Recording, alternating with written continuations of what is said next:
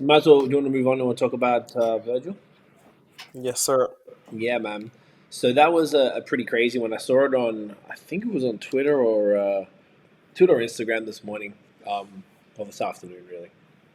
And it said he passed away. And he said he had a rare a cancer of the heart that he didn't tell anybody about, Mm. just like Chadwick. And kind of, just wanted to work and do his thing. So it's pretty fucked up, man. Like I can't pretend like I never owned Off White stuff or like whatever. But I always appreciated his contribution to the culture. It seemed like he was, and this is an interesting thing when people like that pass, right? Because you might be like, right now, if this didn't happen, I could be like, yo, like, yes, he's a significant part of the culture. He is come from hip hop, ended up being the main men's designer, I believe, for Louis and all that stuff, which is a huge thing that he has achieved. And then when someone like this passes, and you see the impact that all these different people are just losing their shit online, and it's like that's like wow, like you. I feel like Nipsey was one of those ones when he passed. You was just like fuck, like I didn't know that like everyone fucked with you that hard, type of Yeah, thing. you get to see the magnitude of their influence and their their everything, their discography or their arts of work or pieces of work. It's like Exactly. yeah, it really gives you a perspective of what they've done. It's crazy, eh? Yeah, it's kind of wild. Mm. Sean P was a bit like that as well. I didn't expect as many people to be like devastated about that, but that made me feel really good that there's a lot of people because it's like the whole thing about like Drink Champs does like giving people their flowers while they're still here Yeah. because it's like people are always more talking about it after you go, so you don't really get to hear it. So I don't know. I feel like we should run through whatever information we have. And Dan pulled up a little thing about some of the work that he did because I don't know personally, Tiff and I were surprised today looking at the stuff that he did. Like I didn't realize he did so much stuff. Um, it's almost like if you just sort of see the people that are posting about him, and you're like, oh fuck, like this is crazy. And all of these individuals are talking about what he did for them. So and his reach was so wide and so diverse. It's like almost unlike anybody else. Like from music to fashion to art to probably architecture because he studied architecture. That was his start. Yeah. Do you want to maybe start like drive that down and just run through? Yeah, Some shit? so Double XL released an article about every album cover he worked on. Very And cool. he did, this is the list: Kanye West Yeezus, The Throne, Watch the Throne, Yes. Kanye West My Beautiful Dark Twisted Fantasy, Amazing. Classic. Kid Cudi Wizard, Not bad. Lil Uzi Vert Love is Rage 2. He did West Side Gun, Pray for Paris. Did ASAP Rocky, What Long did Live Drake do? ASAP. That's cool. Pray Okay. for Paris one is so cool as well. That one is like such a good. That's so sick. Yeah, it's a He did really cool. the Pop Smoke, Shoot for the Stars, Aim for the Moon, which is quite cool. He did one for Octavian Spaceman, 2 Chains based on a true story, and Kanye West 808s and Heartbreak. Oh no, there's even more. There is even more. Pusha T, My Name Is My Name. Wow. Big Sean, Dark Sky Paradise. That's a cool one. Damn. And the Kanye West presents Good Music, Cruel Summer. That was yeah. That's kind of like Watch the Throne ish Yeah, vibes too. yeah. Even just Yeah, just found a little like a tweet that just had all like the gays out Yeah, proper. fantasy throne. Don't know what this is. It's like it's Uzi Vert and it's like this other Off White stuff, which we'll talk about Off White in a sec. But Yeah, I didn't recognize that one. which is pretty. I was trying to just find his. They had a nice like the family thing. I wanted to see the family thing.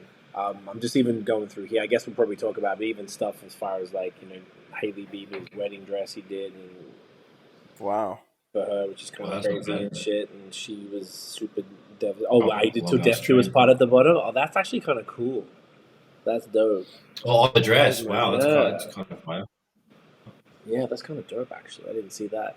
So, I don't know, do you want to maybe run through what you found, Dan? Did you find his sort of like a, what's the word on it, history or whatever? Like, Yeah, so it says So he owns Off-White, obviously, Yes. but then it was first founded as Pyrex Vision, founded in Milan in 2012 as Pyrex Vision by Virgil Abloh. Okay. And it says Off-White has collaborated with brands and designers such as Nike, Levi, Jimmy Choo, IKEA, Moncler, Browns, Essence, Sunglasses Hut, Champion, Evian, Converse, Dr. Martens. Damn. So many. The list is endless. Barney's He's got New money, York, eh? Umbro, Crazy. Timberland, ASAP Rocky he collabed with, Kerwin Frost. So loads of different artists and brands that he actually worked with. So he did a lot. He definitely did a lot, which is quite mad. And even like the way that he approached this stuff. There's this photo here. You see, he's got like a whiteout pen, and he's whiting out the stripe, the swoosh. Oh, And I think a lot of his work stemmed from like just using the Sharpie to write, the quotes being his main thing, like, which was super dope and strange, but it became a thing. Very cool. So then I think he started, from what I understood, the Pyrex Vision was a bit more of a, what do you call it, like repurposing versus like a straight fashion thing. Because he was like taking Ralph polos and Champion hoodies and things like that. This is what I read anyway.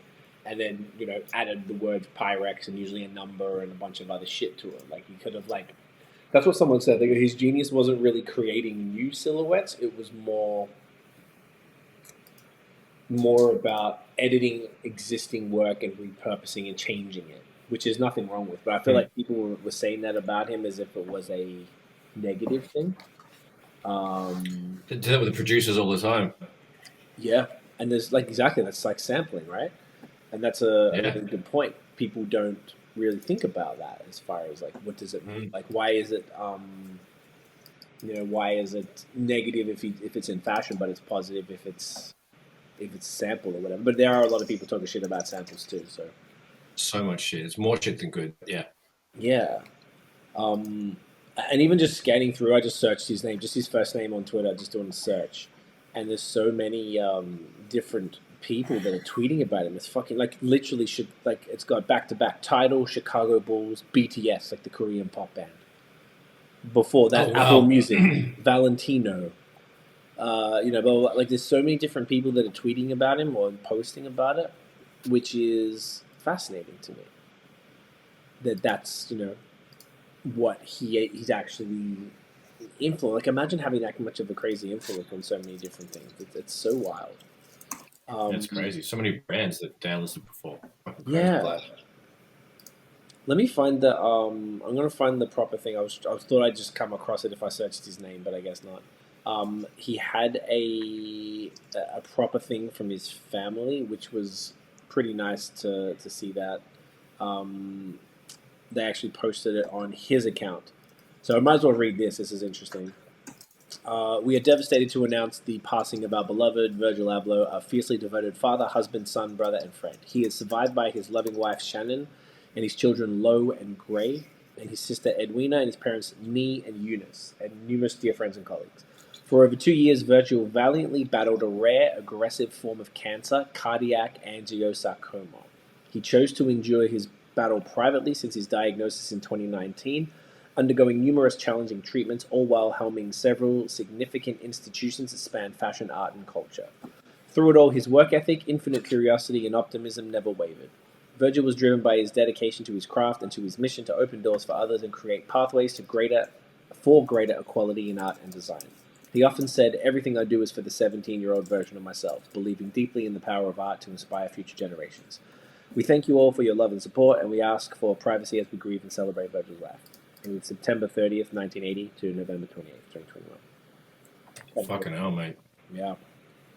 That's Pretty wild, man. Yeah, it's pretty fucked up. So, was there other stuff that you had there, Dan, to talk more about, like, the brands and shit? Let me just check this. Let me see if there's anything else. If they go, like, deep into the brand, but I don't think they go deep into it. It says, blah, blah, blah.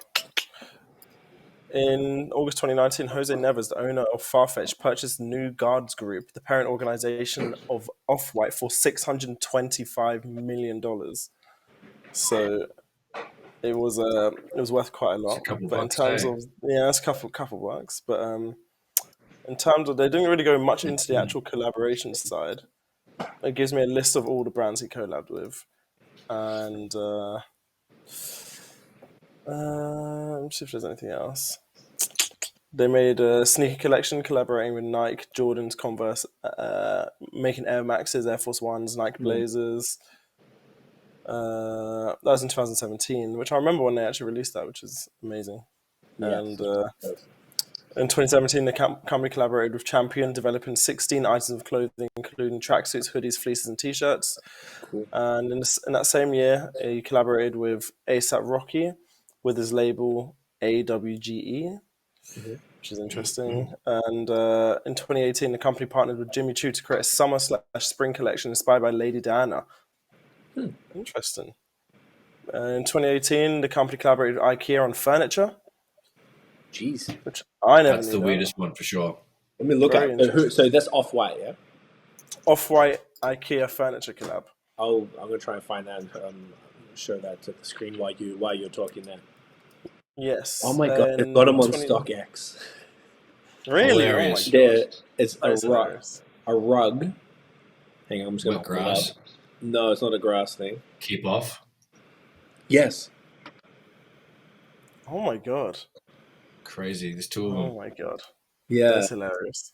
And there's not super cheap there if you look at that $5,000. I think, and I've seen a lot of people. Sorry, just to mention that. Fuck out A of here. lot of people. 3,600 euros for the keep off rug. Yes, and there's even other ones that says like there's a blue one that says like this is the other ones on the thing. There's a different one that says blue, gray. Just catch it down. People were begging IKEA to not. No, sorry. Wow. People were begging StockX to not let them put the prices up because all the people who are resellers are about to like fucking make a fortune off this shit. Bastards. That's crazy. So people were trying to avoid that. What a bastards. Yeah. Anyway, Anyway. hustle. Yeah. Right. Crazy. Sorry, Dan. Go for it. He also collaborated with the Sunglasses Hut with a unisex line of sunglasses called For Your Eyes Only. Interesting. The collab with Essence was just a wide range of different workout clothes. What else have we got here? Nothing here. The company collaborated with the Museum of Contemporary Art in Chicago to create a new blue color of the Air Force One. Very interesting. I know that one. My friend got the fake of that. Yeah. Very interesting. Wow. But then, yeah, that was like one of the most recent collabs he did in 2019. But other than that, yeah, there's not really much else. Oh, wait, in 2021, blah, blah, blah, Louis Vuitton announced it'll be taking a 60% stake in Off-White. Wow. This year. This year, yeah, So July this is 2021. after he became the creative director of Louis director. Vuitton. Okay, which is fucking amazing. Anyway, sorry, continue. So yeah, they bought 60% off Virgil, and Virgil got to keep the remaining 40%, which is mad. Yeah, man. I guess it made sense. He was working for them. They could. I mean, look, Jay sold half of Ace of Spades to the same group. Obviously, people trust them for luxury brands and stuff, but also it's like if you think about their reach, their distribution, their deals that they have, that they can just make everything cheaper and you be able to do more with it. You're probably going to end up making more because you're only going to be able to get the full value. It's better to have 40% of something that's worth billions as opposed to the whole thing of something that's worth a few hundred million. What the fuck, So I see You're potential. Okay, so he started the Pyrex thing. This was all in a pretty short amount of time, from what I understand. Like I'm talking like probably it was like from 2012 to now. Just less than 10 years. That's pretty insane. It actually kind of makes you feel like you ain't doing shit with your life. It's incredible. Someone doing this. So he started the Pyrex in 2012, and then that sort of that brand was defunct, or he just sort of changed it to Off-White. It was just a rebrand, yeah, just a rebrand, and changed what he was doing with the products. Yeah, exactly that. Okay, and then exactly that. When was the Louis Vuitton thing? Was that like 2018 or 19? Let me see when he became. When did Virgil become creative director? Google has all the answers Here we go. on your Juge. Jujul. Jujul, No, interesting. get the Jujul out. You're fucked. That's a real story. We should tell that one time. In 2018. Yeah, 2018. Mm-hmm. Okay. And then I just saw this. I was on Kanye's story, and that says Donda Live. And you visit the link, and it says that. Oh. No So I way. guess he's. I thought there was like a Sunday at the top, kind of says, but Sunday like service? a Sunday service, yeah. Today, so maybe they made the whole thing for him. I guess there's nothing else here. There's no video playing or anything like that.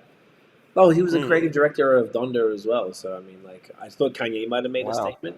He was one of the few who haven't made a statement yet, but I imagine he was probably the closest to him. So it's probably fucked up. He's going through enough right now, and then Yeah. and I imagine he probably was aware. I imagine probably told the people he was directly working with and stuff about his sickness and shit, which is kind of crazy. I don't even know. Yeah. Which is quite mad. I saw Drake posted about it. It looks like him and Drake he did a real nice post and stuff. There was a bunch of shit there that like it was just kind of blew me away. That's the main thing today anyway. That blew me away was just the volume of people. Just the response. Yeah, man. I just don't think that everybody.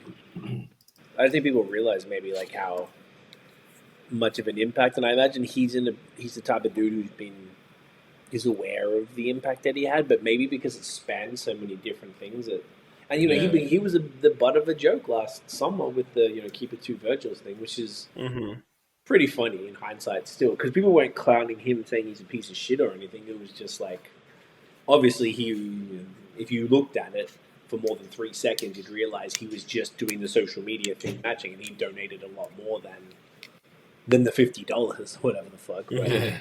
He copped it pretty hard, unfortunately, for that, which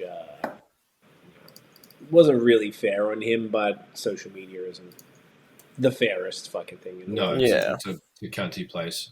Those who know. So I don't think people really held that.